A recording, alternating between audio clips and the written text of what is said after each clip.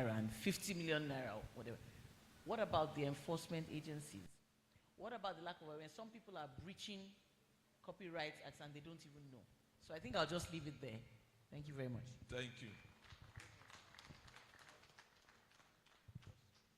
No, I will come back to you. Normally, anyway, there is nothing that is abnormal in the world of Nigeria. I would ordinarily have jumped, since the chairman is here, is the chairman of the session, would not have asked for his opinion. But if you have Professor Shotipo SAN in your midst, and you said he's the chairman, and because he's the chairman, he should not speak, then you'll be throwing away knowledge. So, sir, bypassing protocol, sir, I'm not going to ask you a question. I will ask a question, but not a question. Will you regard the 2022 Act,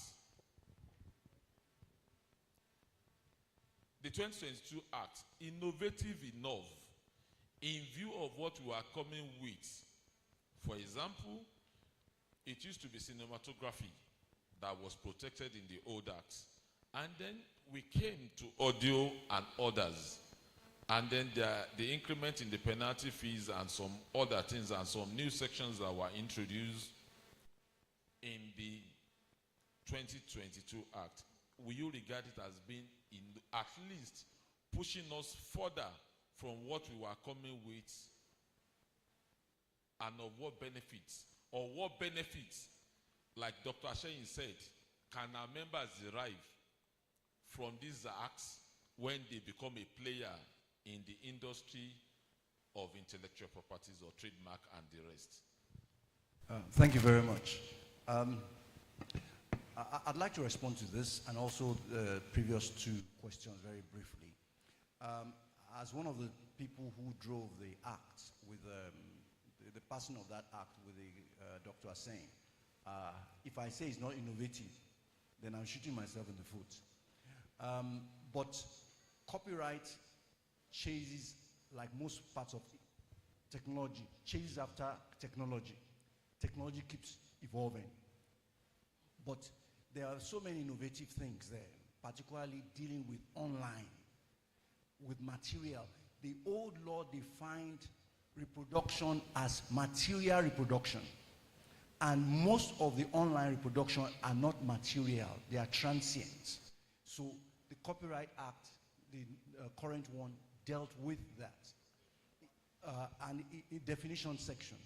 And it also, like you mentioned, section 44, a lot of new criminal acts were introduced. And penalties were increased. But I want to say that, like Mr. Lukusan has said, Badi just said,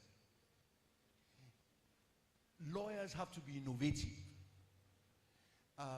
The old law was weak, but the Copyright Commission prosecuted over 50 cases successfully. The problem is, I mean, they are on the website, people who are imprisoned for copyright infringement under the old law. So under this new law, I know there's going to be more, but I know that they are not well funded. And if you want to know whether they are well funded, go to their office in Lagos. You know, you see that the government needs to give them money for them to do their work. Now, you asked a question earlier on about ADR and the relevance of ADR to intellectual property. I want to say that it's very, very relevant. Many cases, I've mediated a number of cases, and there's several that we've taken to arbitration. Relevant. One of the issues may be some aspects of IP may not be arbitrable. So if people have issues and they say this thing is a trademark, say Boko Haram, there are disputes on Boko Haram as a registered, as a trademark, and they go to mediation or arbitration, and an award is made.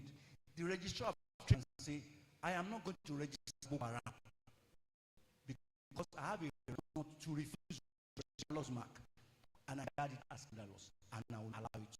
You understand? So that issue of arbitration. I think earlier on, you asked, I think think Section 44 have already answered that. I hand over to you, Mr. Moderator. Thank you very much, Leonard San. Thank you.